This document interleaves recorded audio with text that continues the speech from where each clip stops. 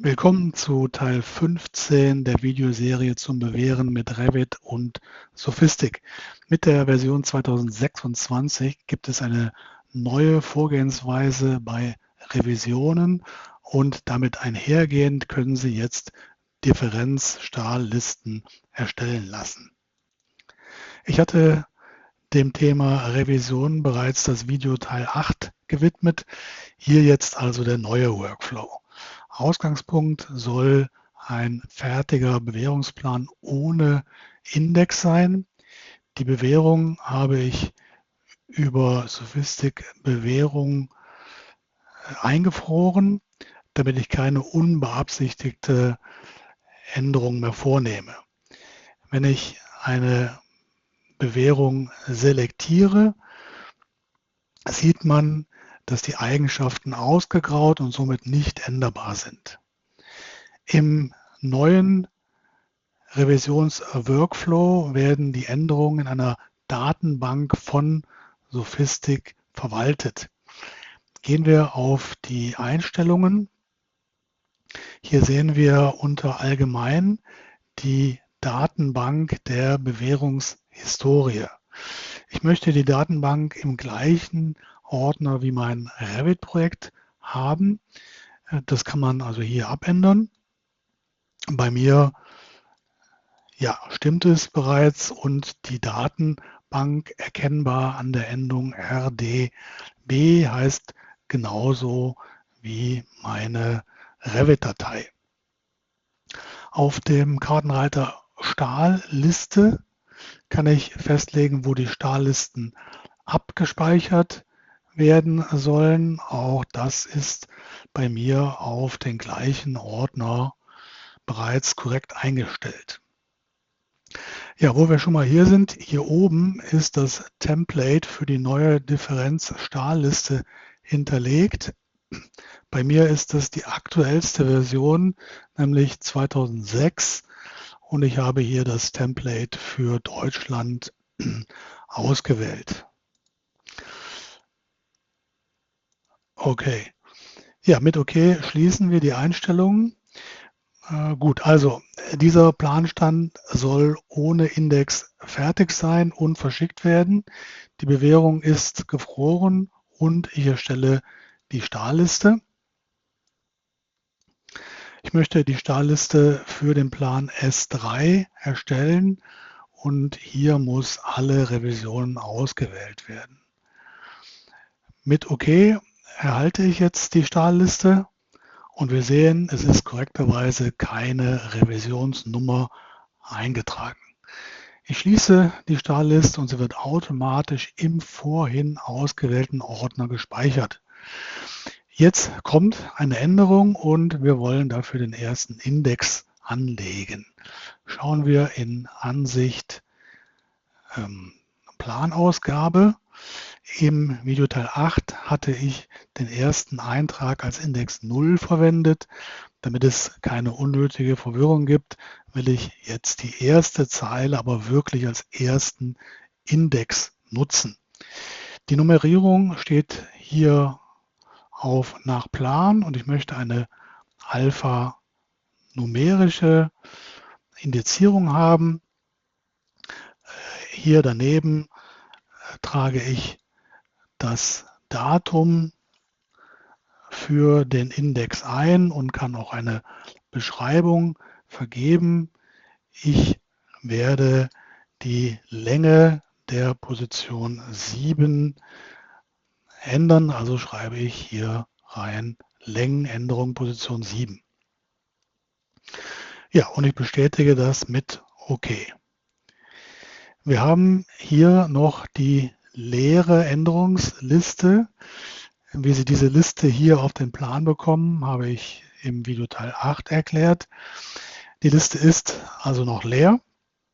Nun wollen wir, dass der gerade erzeugte Index A hier auftaucht. Dafür gehen wir in die Eigenschaften des Plans und klicken bei Änderungen auf dem Plan auf Bearbeiten. Hier taucht jetzt genau das auf, was wir gerade eingegeben hatten. Und wenn wir jetzt das Häkchen setzen und mit OK bestätigen, dann erscheint hier der Eintrag in der Änderungsliste. Jetzt nehme ich die Änderung vor.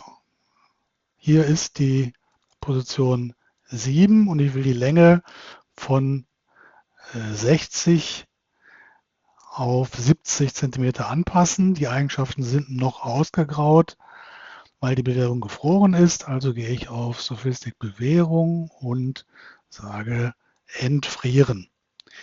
Die Bewährung ist noch selektiert und ich kann sofort in den Eigenschaften die Länge von 0,6 auf 0,7 ändern. An dieser Stelle kam in vorherigen Versionen immer eine Warnung und wir mussten die geänderte Bewährungsposition händisch einem Index zuweisen. Das entfällt jetzt ab Version 2026 komplett. Nur in UK erfolgt die Warnung noch. Für den neuen Revisionsworkflow ist es nur noch maßgebend, welche Änderungen nach der Erzeugung einer Stahlliste durchgeführt wurden. Somit werden in diesem neuen Revisionsworkflow die Änderungen jetzt auch nicht mehr an der Bewährungsposition gespeichert. Das hat zur Folge, dass wir hier auch keine Einträge mehr sehen. Möchten Sie dennoch, dass der Index auch hier in der Tabelle angezeigt wird, so können Sie das händisch zuweisen. Sie wählen also die Bewährung aus. Bei mir ist er noch selektiert, gehen in die Eigenschaften und schreiben den Index bei Sophistic Revision hier an dieser Stelle rein. In unserem Fall also A. Daraufhin taucht dann der Index, der Revisionsindex hier auch wieder bei der entsprechenden Position auf. Wir sind jetzt fertig mit den Änderungen und ich friere die Bewährung, sie ist ja noch selektiert, über Sophistic Bewährung frieren wieder ein. Als nächstes können wir wieder eine Änderungswolke erstellen. Das geht genau wie bisher über Beschriften, dann hier die Änderungswolke auswählen, entsprechend platzieren, dann mit dem grünen Häkchen bestätigen. Dann können wir sie auch wieder beschriften, über nach Kategorie beschriften zum Beispiel. Und wenn wir hier nur den Index sehen wollen und nicht die Beschriftung, dann müssen wir einfach eine andere Familie auswählen, und zwar hier die IND. Gut, nun brauche ich die neue Stahlliste und wähle wieder hier alle Revisionen aus. Okay, ich bestätige das. Und somit erhalten wir die komplette Stahlliste mit dem Stand der Revision A. Hier oben steht es mit dem Revisionsdatum und die Position 7 hat jetzt hier eine Länge von 70 Zentimetern.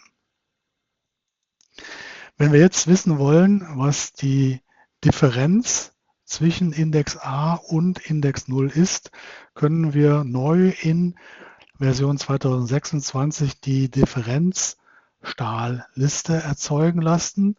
Das finden wir hier unter Stahlliste, Differenzstahlliste. Und die Differenzstahlliste, hier steht es, vergleicht die Stahllisten in Revision A mit 0. Bei uns ist das korrekterweise genau die Position 7 mit Länge 70 Zentimetern. Jetzt gehe ich auf Ansicht, Planausgabe und setze das Häkchen bei Ausgabe, um die Revision abzuschließen. Und Sie sehen, wenn ich jetzt nochmal auf Starliste klicke und die Einstellung unverändert lasse, dann kommt eine Warnung, dass die Starliste nicht exportiert wird, weil die Revision bereits beendet wurde. Und hier bei den Details wird auch genau der Plan aufgeführt, dessen Revision beendet wurde. Okay. Ja, noch ein Hinweis für den Fall, dass im Rahmen einer Revision Bewährungseisen gelöscht, also die Anzahl reduziert wurde.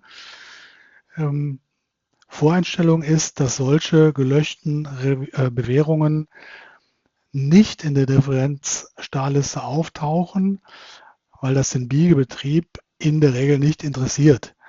Sie können aber in den Einstellungen hier bei Starliste ein Häkchen setzen an dieser Stelle, bei gelöschte Bewährungen in der Differenzstarliste melden. Und wenn das Häkchen hier gesetzt wird, dann tauchen die gelöschten Bewährungen, sofern nicht die komplette Position gelöscht wurde, als Menge mit einem Minuszeichen davor in der Differenzstarliste auf. Ja, das war es schon für dieses Video. Wir halten fest, ab Revit und Sophistic Version 2026 wurde ein neuer Workflow für Revisionen implementiert und es gibt jetzt die Möglichkeit, Differenzstarlisten zu erstellen. Ich hoffe, es hat Ihnen gefallen und Sie sind beim nächsten Video wieder mit dabei.